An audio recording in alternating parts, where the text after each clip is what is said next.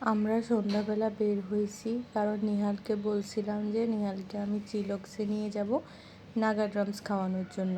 আর তখন সে আমাকে চ্যালেঞ্জ করছে যে নাগা ড্রামস খেলে ওর কিছুই হবে না, ও ঝাল খাইতে পারে, অনেক ঝাল খাইতে পারে, 1 মিনিটে শেষ করে ফেলতে পারবে।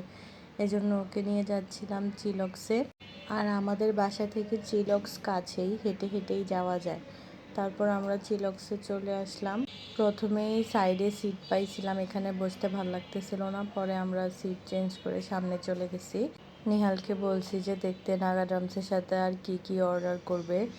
আমরা অর্ডার করছিলাম 2 পিস নাগা ড্রামস 255 টাকায়, চিকেন ফিঙ্গার্স 195, আর পটেটো ওয়েজেস হচ্ছে 175 ছিল মনে হয়। আর সাথে তো কোল্ড ড্রিঙ্কস ছিলই। অর্ডার করে এসে আমরা বসছি, দেখি যে সামনেই পিচ্ছি এরকম দুষ্টামি করে তার মা বাবারা নিচে দেখাইতেছে। তারপর আমাদের খাবার চলে আসছে। আমরা নাগা ড্রামস বাদে বাকি সবগুলা পার্সেল নিয়ে নিয়েছিলাম, কারণ বাসা থেকে আম্মু হঠাৎ করে কল দিয়ে বলছে আর্জেন্ট তাড়াতাড়ি বাসায় যাইতে, তাই নাগা ড্রামসটা এখানে খেয়ে ফেলছি। আসলেই নিহালের কোনো রিয়েকশান ছিল না, আর আমি প্রথমবার ভেঙে খাওয়ার পরেই আর মুখে দেওয়ার সাহস পাইতেছিলাম না। নিহাল 1-1.5 মিনিটের মধ্যে খেয়ে ফেলছে ওটা, তারপরে আমার অর্ধেকটাও সেই খাইছে।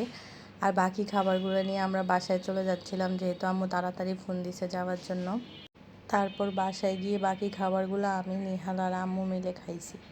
নাগা ড্রামস নিহালের অনেক ভাল লাগছে, আমার কাছে ভাল লাগছে চিকেন ফিঙ্গার, আর ওয়েজেসটা এভারেস্ট ছিল।